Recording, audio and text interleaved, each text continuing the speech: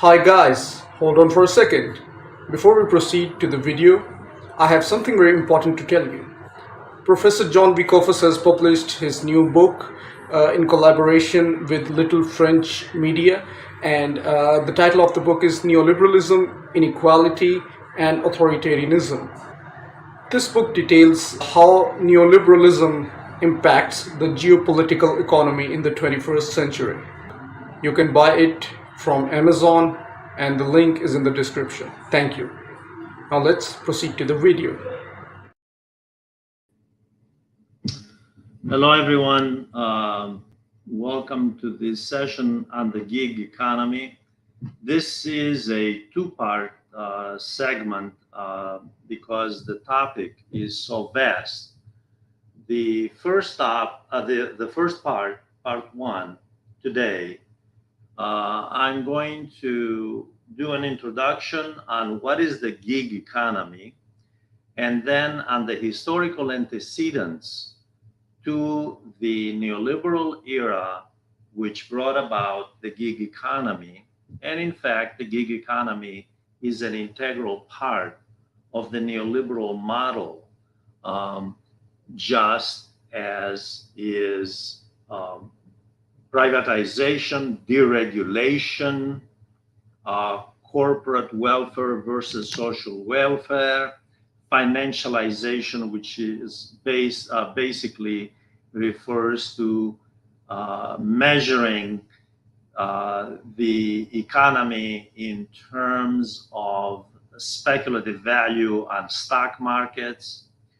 So this part today is going to do an introduction on the gig economy, discuss the historical antecedents of the labor movement and how we got to this. And then the next session will be about the gig economy under neoliberalism and with a special focus on artificial intelligence. These are topics that have attracted enormous attention on the part of the mass media, on the part of scholars, on the part of business people. Basically, this is something that concerns a great many people, but not for the same reasons. Obviously, someone doing an analysis of the gig economy for a giant banking firm, either in Europe or the United States or anywhere in the world, really is not going to look at this in the same light as someone doing a research and analysis on the gig economy who works for a labor union, let's say the TUC in England or the AFL-CIO in the United States or any of the major labor organizations, or for that matter, university professor who is either in economics, labor studies, or maybe sociology or history. Now let's begin with the term gig. Gig, the term gig, has its origins during the era of President Woodrow Wilson's term, the second term in office. He was President Wilson was actually started out as a progressive president, but he eventually turned against the more progressive, the more radical labor unions. Gig referred to initially of musicians securing a gig, especially jazz musicians, which means an engagement to do a job at a nightclub or a theater for a given time. It could have been for the night or the weekend or 2 months. That's a gig. So this is where the term comes from. By 1995, the term gig economy referred to the workers who were not necessarily in the informal economy, and I'll explain the informal economy versus formal in a second, but who were independent contractors. They were not regarded necessarily as workers, but rather given the impression that they were their own bosses. In other words, they were freelance operators, let's say. And usually companies that hire these gig workers refer to them as associates.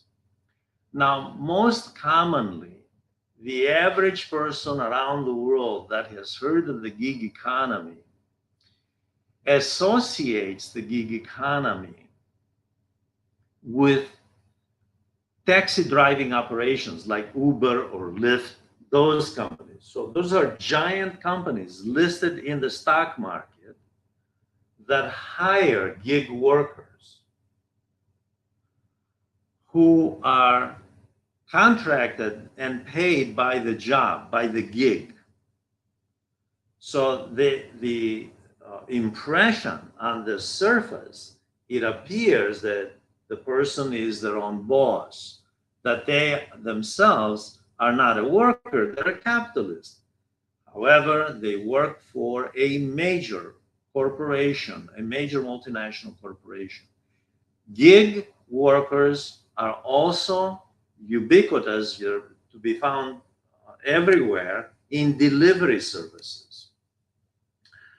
However, the fact is that that is sort of an on the surface impression that gig workers are confined to delivery and to taxi driving operations. One would find when one investigates that gig workers are ubiquitous. They're in everything, from answering phones for insurance companies to the Pentagon. In fact, the Pentagon has a department called the Defense Department of Innovation Unit, and its policy is to adopt the gig economy model for contract workers.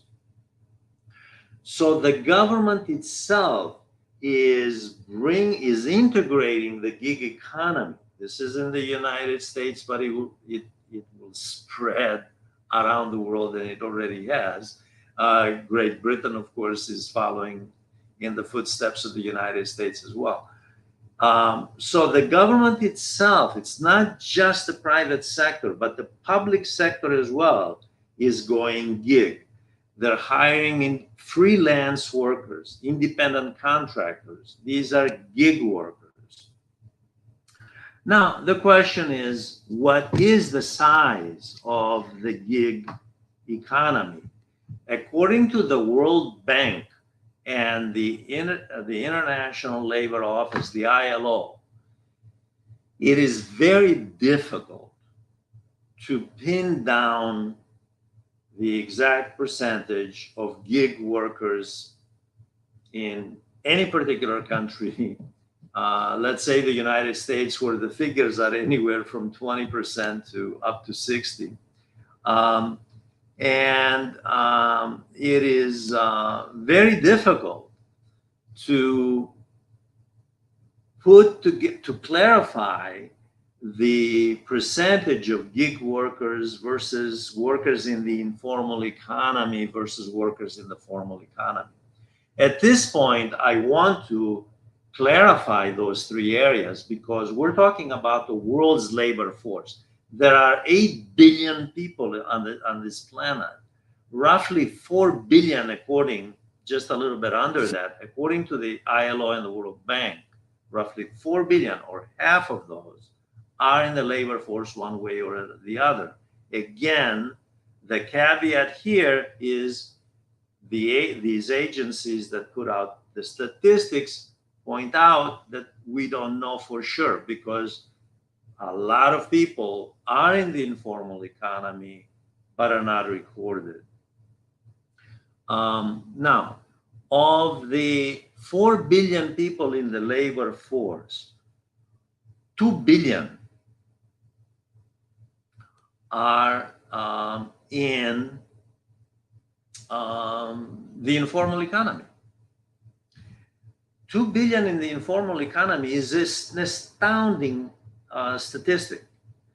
These are mostly in Africa. Africa has the largest percentage of informal labor force and an informal economy, a subterranean economy, an underground economy. Now, what is an informal worker? Someone that you can hire to fix your plumbing, not registered, not paying taxes, you're paying cash. That's part of an informal worker. Someone who cleans homes or offices that is paid in cash, nothing is recorded. That person is not under the protection of government labor regulations or laws, is not receiving any kind of medical benefits, social security, hospitalization. Any of that is outside the purview of these people. Now, what is the difference then between the informal worker and the gig worker? The gig worker is actually an employee, although the company doesn't call them employees, they call them associates. It's an employee of the corporation, of a large corporation. That person is recorded. However, the company, by contracting that person as an independent operator, is not obligated to pay anything other than a flat fee for the gig, the service provided by the gig worker. This means the person is outside of any regulatory mechanisms that the state has pertaining to workers who are registered as such, especially unionized workers, by the way. And we'll talk about the trade union movement today and how the gig economy has seriously undermined the trade union movement. So what we have is a company that pays the gig, keeps a percentage for itself for providing. It's like a middleman. The company is the middleman, telling the Uber driver, take this person over there, and they keep a percentage. The company keeps a percentage of that fee, and the Uber driver, or it could be a Lyft driver, or it doesn't matter what it is, they keep a percentage of that for themselves. So the technology is the catalyst here. The technology, the apps have made this possible.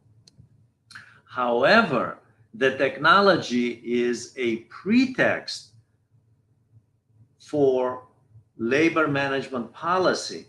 The fact is that the technology is used as an excuse to implement a model that provides no protection to the worker, no social security, no medical benefits, no cover under government regulations for labor management relations, because that's an independent contractor. That's like a capitalist, right? So the person assumes all the responsibility on their shoulder, and and for a very low fee, and the company is selling this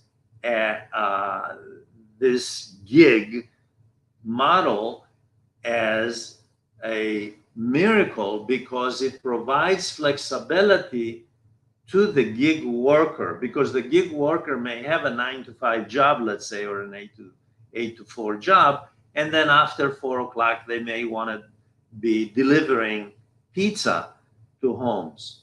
Fine, they can be delivering pizza to homes, but they're not protected under labor law, and they're not receiving any benefits, and This is at the core of it. That this has evolved into the situation because the labor wages under neoliberalism in the last 40 years have declined to such a degree that people have been forced to take on a second, in some cases, a third job, and they're looking to supplement income in the regular work with some other type of work where they don't want to pay any kind of, they don't want to be obligated to pay any kind of extra taxes or so forth, have any kind of obligations toward the state. So they get the gig work in that respect. Not that there is no tax to be paid. By the way, there is a tax to be paid, um, but they're not paying Social Security. For example, Social Security deductions is that's a major deduction in from a paycheck. So this is the gig worker. The gig worker basically can be in any field. It can be in a warehouse. It can be in an office. The gig worker can be in an office answering phones. Like I said, delivering pizza or being a taxi driver. Now, the question is, what is so wrong with the gig economy? Why not let it go? Why not have it? The gig economy is actually a throwback to the pre-industrial era. It's not a throwback, contrary to what some in the mass media, as well as in scholarly articles and books, have written. The gig economy is not a throwback to the late 19th century when, in other words, in the embryonic stage of the labor movement, when trade unions were beginning to make some progress in the Western world, especially in the Western world. The gig apologists point out that this is a miracle for everybody. It's great for companies because they hire without the regulatory mechanisms of the government.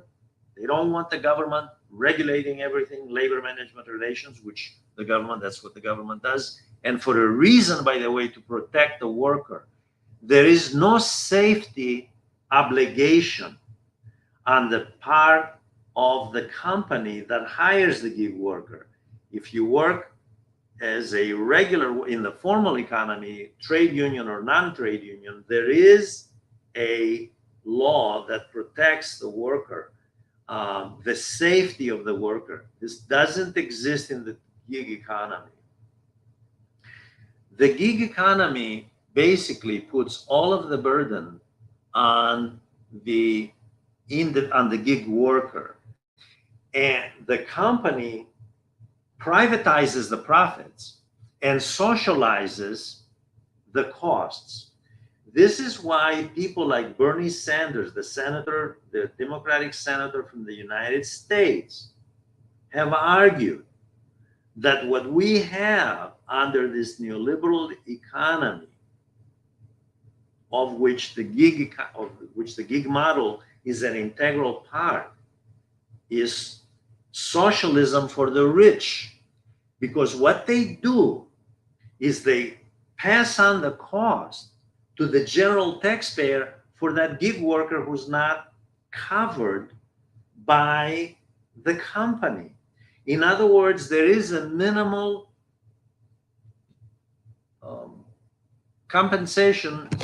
coverage, rather, not compensation. There is a minimal coverage for medical care. If that worker has an accident, or if that worker winds up in the hospital, even if that worker, assuming that worker meets certain criteria, income criteria, falls below that, that worker will be taken care of, by the way, at a hospital.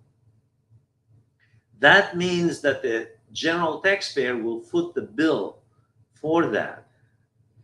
So, and this, at the same time, that worker who is not getting paid Social Security will have to be given at the end when that person retires at the end of their career, at the very least, the minimum social security. Although there have not been monies put into the fund, to the general fund. So the Social Security Fund and the healthcare fund are undermined by the gig corporations who pass on this cost to the general taxpayer, keep the profits, and pay a wage that is not regulated. They don't have to pay even minimum wage. They can pay below minimum wage. They don't have to abide by any labor management law. They don't have to abide by any regulation that the government has. Now, in the United States, by the way, currently there is a move to start regulating the gig economy and labor management relations because this has gotten out of hand. And there is a realization that what the gig corporations are doing is they're shifting the burden of cost to the rest of society. So other companies, believe it or not, companies which are in the formal economy have complained that they are incurring the cost for the work for the workers in the formal economy, but the gig companies are not. So there is a move currently to try to. We'll see what happens with that. Now, I want to point out that before I give you an overview of the historical antecedents of the labor movement, that one of the big supporters, the corporate, all the corporate heads of most, not all, I should say, all, most of the corporate heads, corporations, CEOs, corporation CEOs, chief executive officers, top management of corporations, who are compensated in the millions, by the way, they support the gig economy. And the reason I'm going to bring up this example now is because it's in the news, and because in a week from today, actually a week from yesterday, there will be a vote by the shareholders of this corporation. The corporation is Tesla, and the chief executive officer, I'm not going to mention that, everybody knows who the chief executive or the CEO of the company is asking for a pay package of $56 billion, not million, billion. Now, the average CEO in the US makes around 17 million, not billion. That's still, that 17 million, just under 17 million, is still 200 times more than the average worker. Okay? And those people still oppose minimum wage, raising the minimum wage, which, according to the Department of Labor, is falls, the minimum wage for most of the states in the United States falls below the poverty line. The minimum wage falls below the poverty line. However, they have no problem, and here's the example. You can, all of you should go and look at this, whether in Reuters or in the BBC or CNN or any New York Times, anywhere you like. You can see that the Tesla boss wants 56 billion pay package. Now, it just so happens that the workers in Fremont, California, where the plant is, where the Tesla, one of the Tesla plants is, are paid between about $18 and $43 an hour. If you average that out, that's well below a living wage in California. Many people probably know, others don't, but California is a very expensive state to live in. Real estate is expensive, and that means everything else. Everything is expensive in California. So the same top management that awards millions, and in this case, billions, to one person, does not want to offer a living wage to the workers who produce the product that make these people secure these multi-million-dollar packages, in this case, multi-billion-dollar package. Even worse, these same people are not only opposed to minimum wage, raising the minimum wage, which in some states like California, the minimum wage should be $55 an hour, not 16, to make ends meet, to break even. So what we have is these people not only opposing that, but they're in favor of the gig economy. In other words, find a way to pay them even less. So what the question is, where's this going?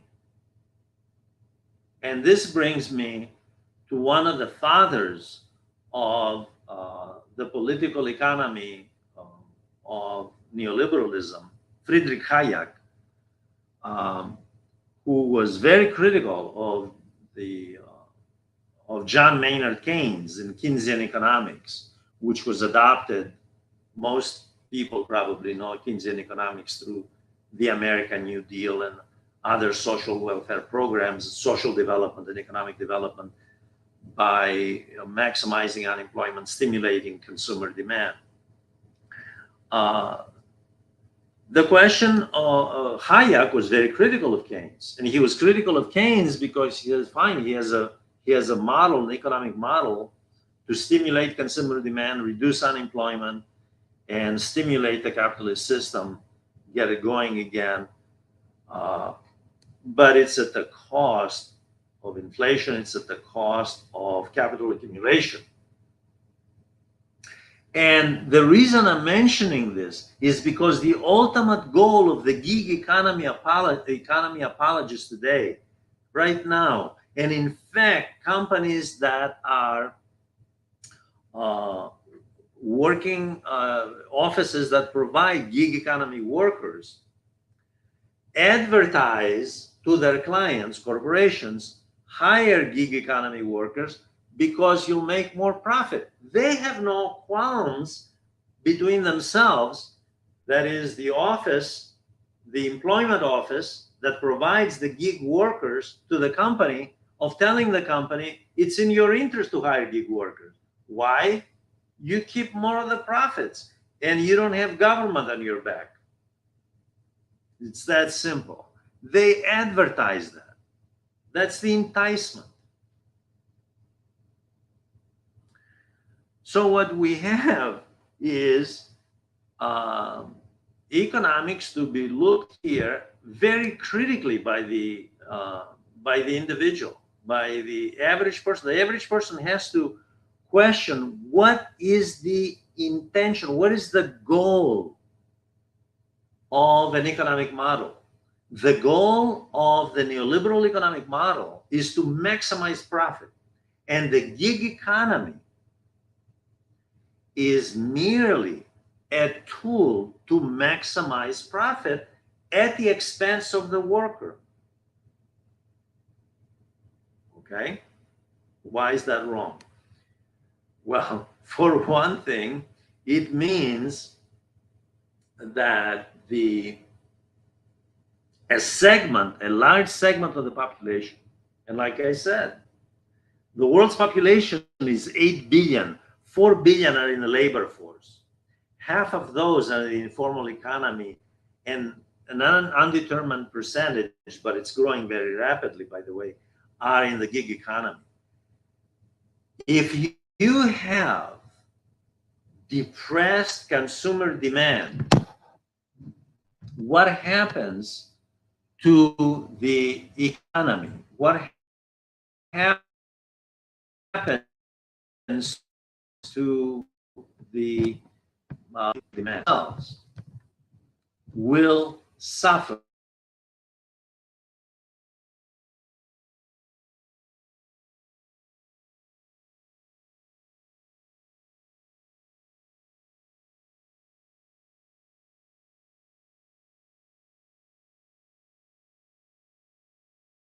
impacts, economic contraction impacts the entire society.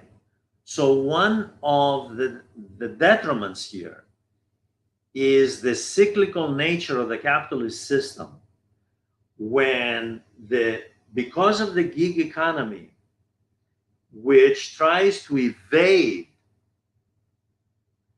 regulatory mechanisms and paying Social Security, paying medical benefits, and observing health and safety mechanisms that the state has set up. One of the drawbacks of this is not only that billions of people on a world scale, because the gig economy, by the way, is not confined, although I've been mentioning the United States. I've mentioned the United States because the gig economy is thriving in the United States, followed by the way, it's followed by the UK. But it's doing very well in India. It's doing very well in Russia. It's doing very well in Brazil. It's doing well in a number of countries in Latin America, and it's spreading very rapidly. And it has it's ubiquitous. It's all over the world. It's inescapable.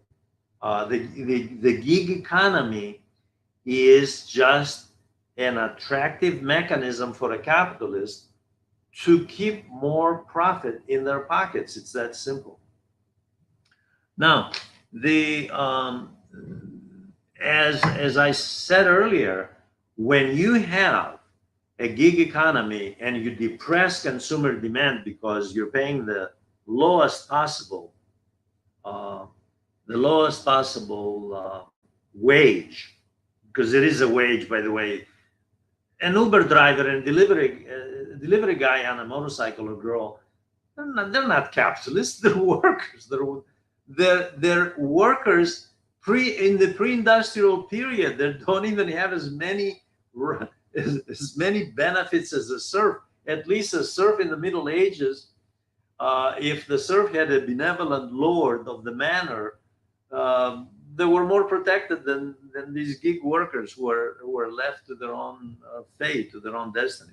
In any case, the gig economy is also, because of socioeconomic polarization, leads to authoritarianism, by the way.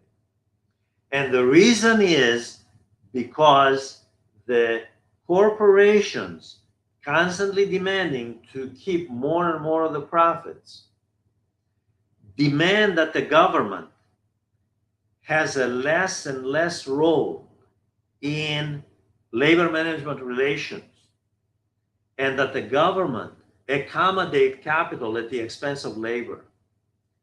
This creates, and I've mentioned this in previous sessions about other related topics, this creates socioeconomic polarization, which leads to political polarization. People become radicalized, and they either drift to the left or they drift to the far right. And most of the trends globally, from Brazil to India to Mexico to the United States to France, most of the trends right now are human beings desperate for a solution to declining even living standards, to downward social mobility, are drifting to the right.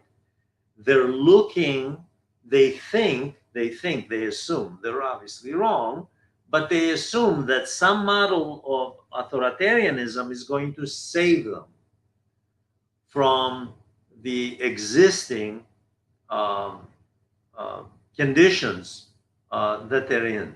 That's obviously a wrong assumption. Now, let me tell you a few things, because a number of years ago, roughly 35 years ago or so, I had published a book on the Latin American labor movement, and a, a large part of that, there were about 3 chapters of that book, which dealt with the world labor movement from the, in fact, from the Keynesian era from from the 1930s all the way to the end of the early Cold War, the Vietnam period, in other words. And what we have in the labor movement is interesting, because unless you understand the labor movement, um, you're not going to really appreciate the gig economy today. The labor movement really starts, the modern labor movement, trade union movement, with the industrialization of England. The first trade unions, modern trade unions, were in London, and they were in the 1790s. The great English scholar E.P. Thompson, who wrote the book The English Working Class, a classic, um, points out that the rise of the working class consciousness, the urban working class consciousness, starts with the Industrial Revolution. We have the rise of the working class consciousness uh, spreading to Western Europe, Northwest Europe, in the 19th century, and we see it very clearly by the the revolutions of 1848 all over Europe. There were revolutions of 1848. The only country that did not have revolutions in a revolution in 1848 was England, by the way. The rest of Europe, all of Europe, had revolutions in 1848. That was the year that Marx and Engels wrote the Communist Manifesto about the working class, about the solidarity of the working class and the working class consciousness rising in Europe. Marx and Engels actually reflected the rise of the working class consciousness in Europe. Engels was an industrialist, his father was an industrialist. He understood at a practical level, more obviously, much more than Marx, the role of the working class in the labor movement. Trade unions become important because workers were not protected. There were no laws protecting workers, whether they were women, children, adult males. There were no safety conditions. A worker died, you replace the worker. They had no protection in terms of when they were dismissed. They were harassed. They were abused. There was no standardization of wage policy. There was no such thing as Social Security. So what we have is the workers reacting to this as the labor movement increases, because industrialization takes off. And in the second half of the 19th century, we have the second industrial revolution. So the second industrial revolution brings about a rapid movement toward trade unionism. And trade unionism in the 19th century in the Western world coincides with the rise of leftist political movements, socialists, anarchists, syndicalists, Marxists. They all sided with labor, and a number of them a number of those trade union movements either became a part of the political party. They became an appendage and remained an appendage of the political party, as many labor movements, trade unions rather, are today, to this day, around the world, in many countries around the world. Or the labor union, like the TUC in England, for example, founded the Labour Party in England. So what we have is the labor movement becoming so vast that it becomes a political force. So what is it that the capitalists and the political class representing the capitalist class were afraid of? They were afraid of working class solidarity. They were afraid of collective bargaining, still afraid of collective bargaining. One of the biggest problems that the capitalist class today has with unions is that they obviously aim at collective bargaining, and collective bargaining is an essential part of it. They also did not want the government regulating labor management relations because they wanted to be the only voice, because they were the only voice in determining public policy. So it was an anathema to them to have labor movements represent a voice in public policy, which is interesting because the labor force in any country is the largest segment of the population. So while the capitalist class is a tiny percentage. So what we have here is an elite group determining public policy for society. Labor unions represented a threat exactly to that privilege. So if you introduce trade unions into the political arena, what you do is you dilute the role of the capitalist class. And this is why they fought them so hard, whether it was in Europe, the United States, Latin America. They were adamantly against labor unions. And we do not yet much progress until the late 19th century. And of course, first in Northwest Europe, it is true that Northwest Europe was the first to begin to come to terms with the reality that you can't have a bourgeois society, a liberal democracy under capitalism operating efficiently and operating in harmony, political and social harmony, and having an expanded middle class unless you had a viable working class. There is no way, there wasn't then, there isn't right now, to have a society operate in social and economic equilibrium in the absence of having a viable working class, which makes possible a middle class, a strong middle class, which becomes the basis of liberal democracy in the Western world, which then, of course, spreads out to the rest of the world. This is a prerequisite. And withering away of that element means that we are on the road to authoritarianism. And that is at the core of this issue, that attacking the working class and diminishing its role in society necessarily means that you take down the middle class with it. And this is what has happened when you look at statistics in the Western world, especially. But much of the rest of the world, China is the exception. In the last 45 years or so, China is the exception.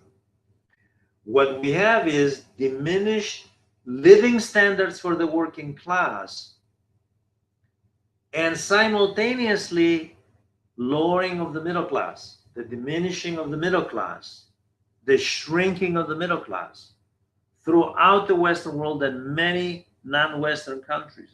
Like I said, social mobility is still vibrant in China, which has concurrently to economic development a social development component. China is the exception, not India, China. Although India has phenomenal GDP growth, has had phenomenal GDP growth in the last 25, 30 years. However, not the same upward social mobility for labor and the middle class. On the contrary, India, which has a huge amount of gig workers, by the way, and an informal economy, is one of the countries where there is a huge chasm, a huge gap between rich and poor. it has not been public policy to close the gap, whereas it has been in the case of China. Not that China has closed it, by the way, but they have eliminated extreme poverty. It's over. They're working toward closing even more the gap by raising consumer demand. Raising consumer demand means strengthening the working class. Now it's true that the labor union is an important component in this. And it has been true.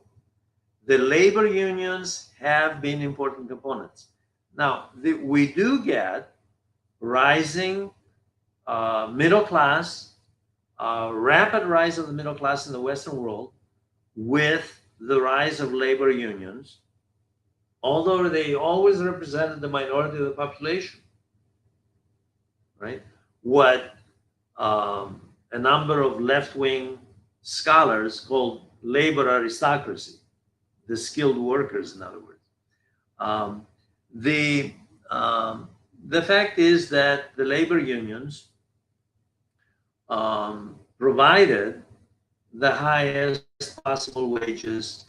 The downside was that many of the labor unions became co-opted by the state, whether it's the TUC in England linked to the Labour Party, which actually created the Labour Party, or the AFL in the United States, later merged with the CIO, and we'll talk about that perhaps in the next segment. But even today, even today, they became co-opted.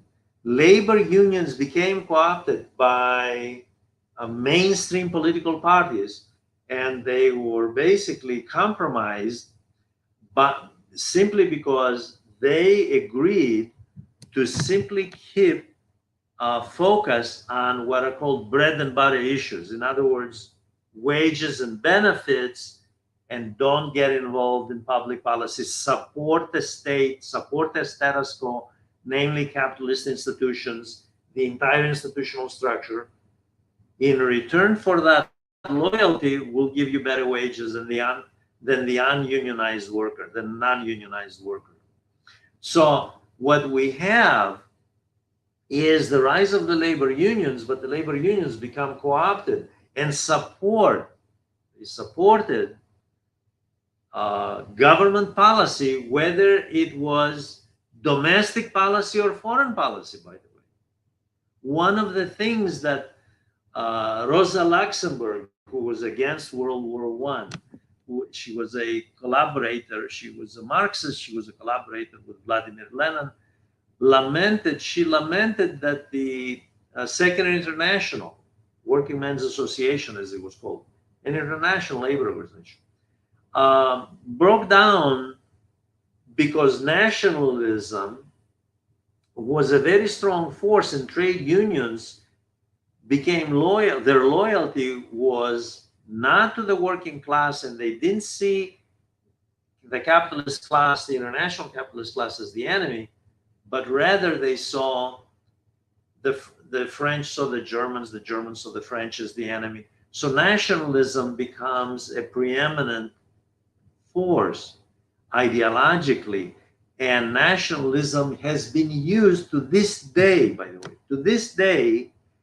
the state has used nationalism and religion. India is a good example, non-Western country, with its recent elections, by the way. Masterfully, the ruling party has used nationalism and Hinduism, right, riding it to a populist victory for Prime Minister Modi. So what we have is the governments, the mainstream political parties supporting the status quo, supporting the capitalist system, co-opting labor unions. And the co-optation of the labor unions becomes their downfall. Now, I want to mention that the zenith, the highest point of trade unionism, comes in the late 30s, early 1940s. This is not surprising. This is the Keynesian era. In other words, during the Great Depression, the last years of the Great Depression and the war, that's when there was actually a working class, uh, the working class renaissance and trade union renaissance, and governments, many governments tended to support labor unions because they needed them, especially in World War II. They needed those labor unions, corporations to produce. And this is on a world scale, by the way, not just in the United States or Europe. In Latin America, it's the same thing. With the Cold War, what happens is that governments, led by the United States, by President Truman, make sure that the labor union becomes loyal to the government's policy on the economic system, supporting um, the capitalist status quo, and support, not questioning it, not trying to overthrow the government, and supporting its Cold War East-West confrontation policy, the anti-communism policy. Obviously the Soviet bloc did the exact same thing with the counterparts over there, trade unions that were an appendage of the state. So whether it was the Soviet Union in Eastern Europe, eventually China, Vietnam, Cuba, the labor unions in the communist bloc became part of the state, exactly as the labor unions in the West were part of the state as well, buttressing the policies of the state, supporting the policies of the state. So what we have is, in fact, the dilution of the labor union's role representing the working class, and instead, by representing the state, it means they represented the status quo. And the status quo included, in the case, for example, of the United States, the AFL-CIO, it included supporting Wall Street. They couldn't question Wall Street. The fear that mainstream political parties, bourgeois political parties, and um, companies had, employers had, from the 19th century through the 20th century, of trade unions was, and they cultivated this fear and inculcated this fear into the minds of the masses, that trade unionism is somehow synonymous with socialism in the 19th century and after the Bolshevik Revolution with Bolshevism or communism. If you're a trade unionist, you're a Bolshevik.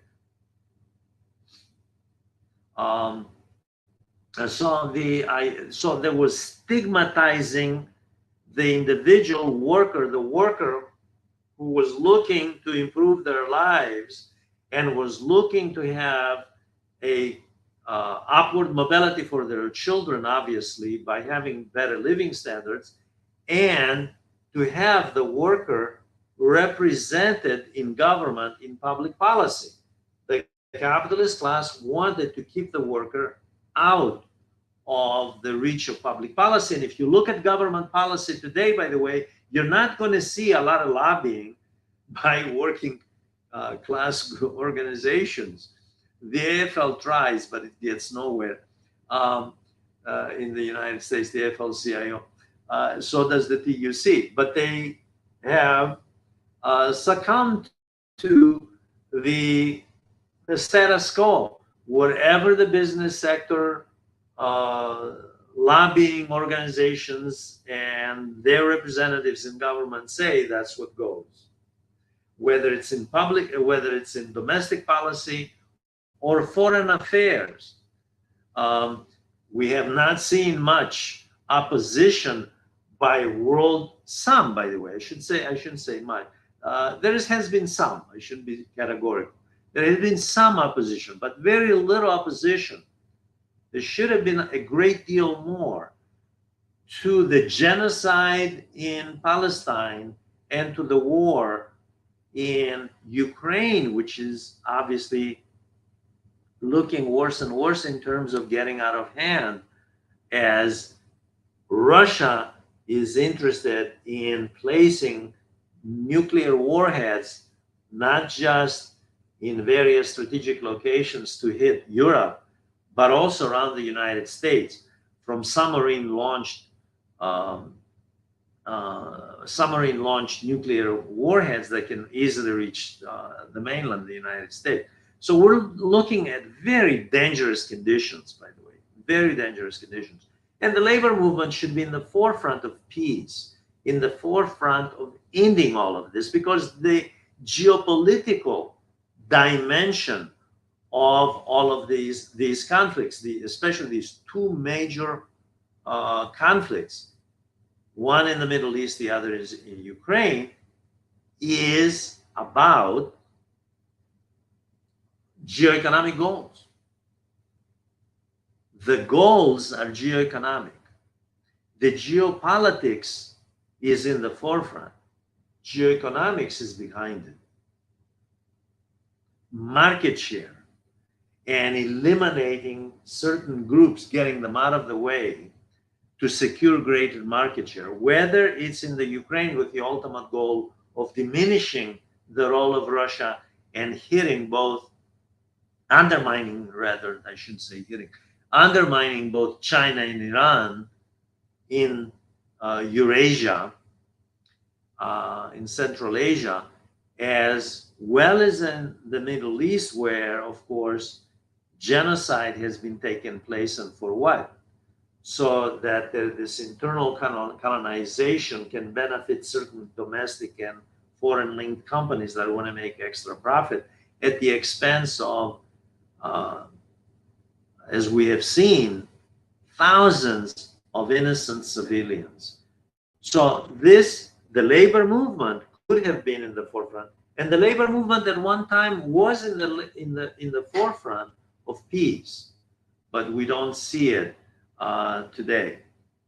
Now, we come up with and I want to spend just a little bit of time on this, and then I will end it there and then continue the next session.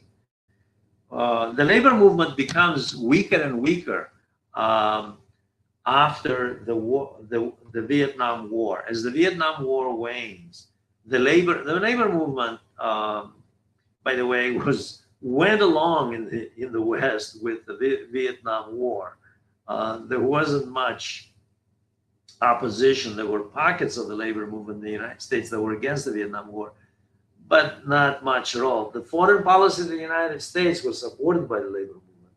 The labor movement did not do a good job of reaching beyond the largely manufacturing mining sector into the service economy, which was expanding very rapidly as the United States moved very rapidly towards the service economy, with well over 70% of the workforce in the service sector. The labor movement did not do very much to organize those people. So what we have is, by the late 70s, a very weak labor movement, constantly attacked, by the way. The labor movement, whether in Europe, but especially in the United States, Canada, Australia, was under constant attack by the media, by government, by politicians, by government, by mainstream institutions. There was a constant, like it was something awful. All they represented was workers.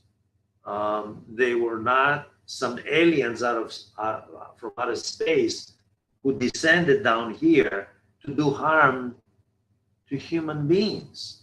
They were merely workers who wanted better conditions for working families. And yet they were vilified. The working class was vilified through the labor movement, the trade union movement. Vilifying the trade union movement meant vilifying the entire working class. This was before neoliberalism, before the late 1970s, when Thatcher comes into power in England And then in the 1980s, when Ronald Reagan comes in, and both Thatcher and Reagan viciously attack the trade union movement, both of them. Their goal was to weaken. The question is why? Why weaken? Because that's exactly what would yield greater profit to the corporate sector, to the stock market. The idea of neoliberalism was to maximize profit, to concentrate more capital among the strongest sectors of the economy. I pointed out earlier, we have one major corporation in the battery and auto sector whose CEO demands 56 billion, and next week they're going to vote on a package of 56 billion. And yet they're opposed. These same people are opposed to raising the minimum wage beyond $15 an hour, which is below the poverty line. So what we have here is intentionally undermining, attacking trade unions in a campaign of class warfare, as many scholars have pointed out in articles and books on neoliberalism. There is a class warfare that has been going on under neoliberalism. This class warfare is intentional. The idea is to weaken and to beat down the working class on a world scale. And the interesting thing is, it's always the fault of the worker. For example, when corporations moved out beginning in the 1970s and in the early 1980s, especially under neoliberalism, under Reagan, and then of course in the 1990s under Clinton, and then in the early 2000s under George W. Bush, and it continued. They move out, they go to Latin America, and they go to Asia, and of course after 1990, especially in China, the argument was, well, you know, this is the deindustrialization, and deindustrialization is at fault here. It's not what's at fault. It's not that the worker is not to blame for deindustrialization. If the worker accepted lower pay,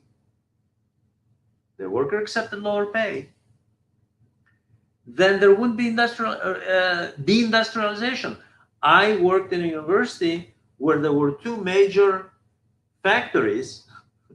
One was manufacturing batteries, car batteries, and the other was manufacturing, I believe, gears for cars, transmission. It was a transmission plant. I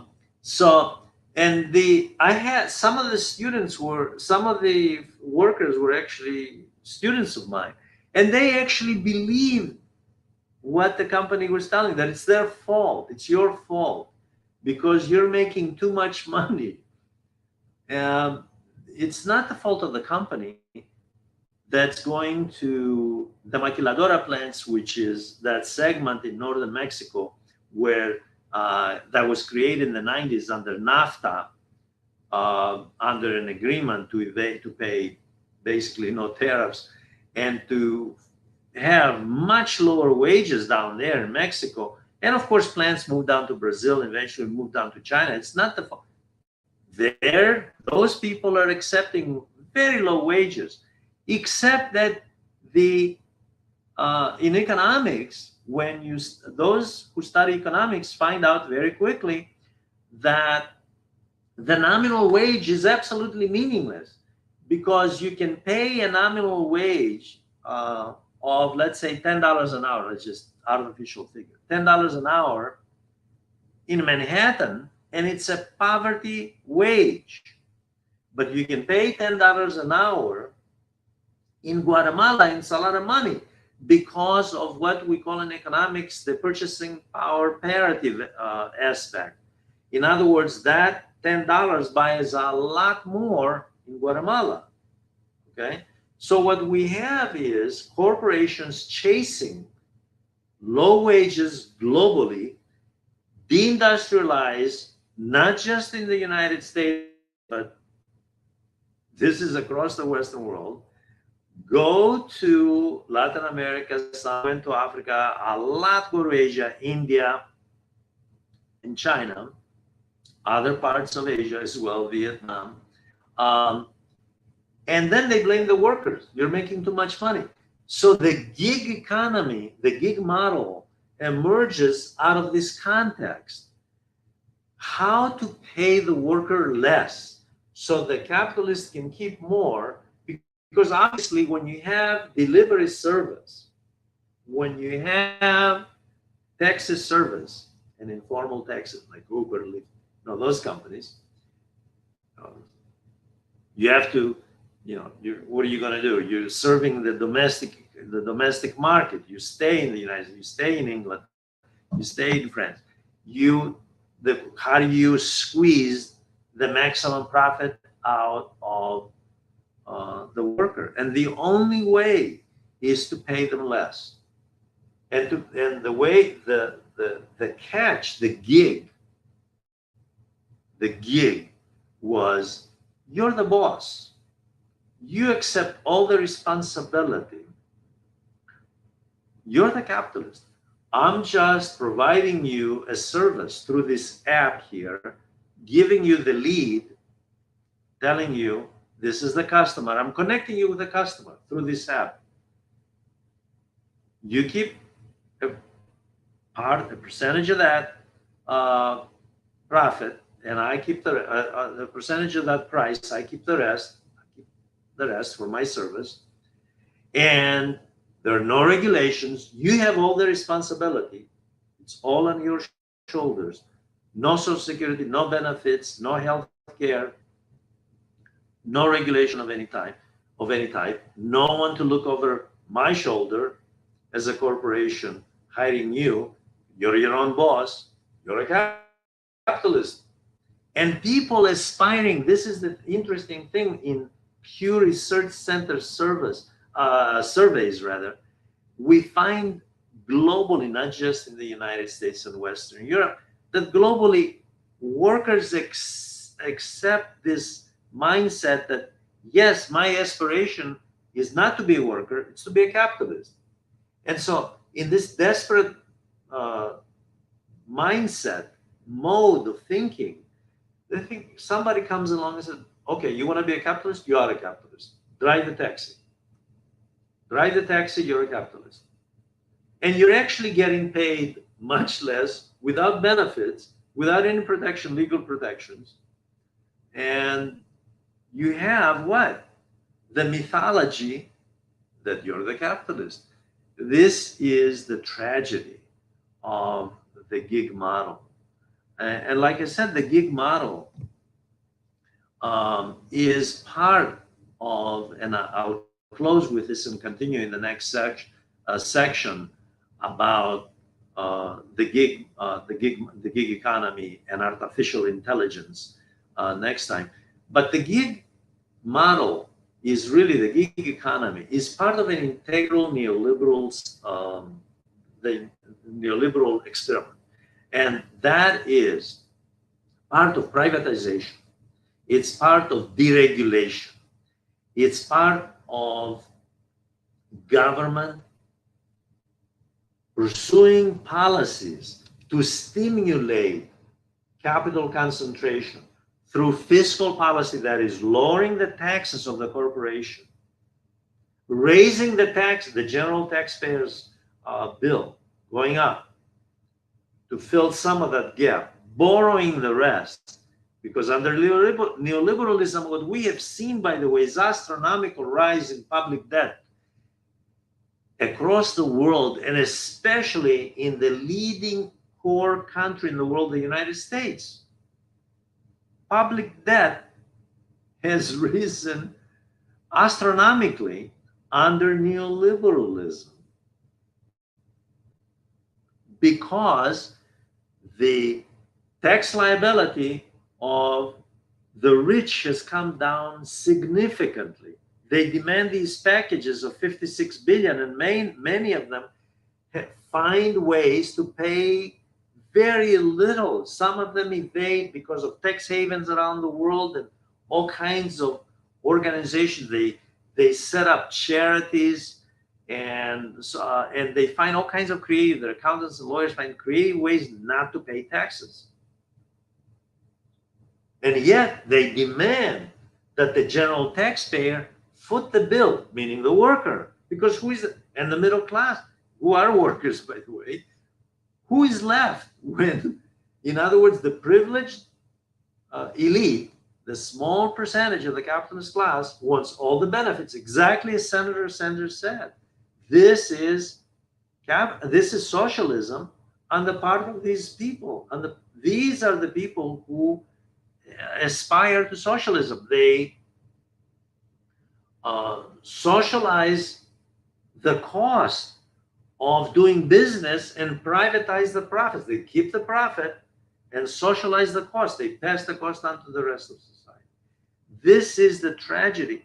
And the gig economy plays a role, comes into this matrix and plays a role here because it is another step toward optimizing profits.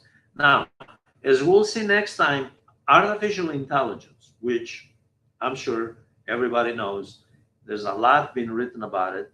Artificial intelligence is very controversial. And even people who support artificial intelligence, and even ardent capitalists who are in favor of the gig economy, have reservations about the possible pitfalls, the possible catastrophe that artificial intelligence will cause combined with the gig economy. I will leave it there. I thank you very much for listening. I welcome your comments and I will reply uh, to all of them. Thank you very much.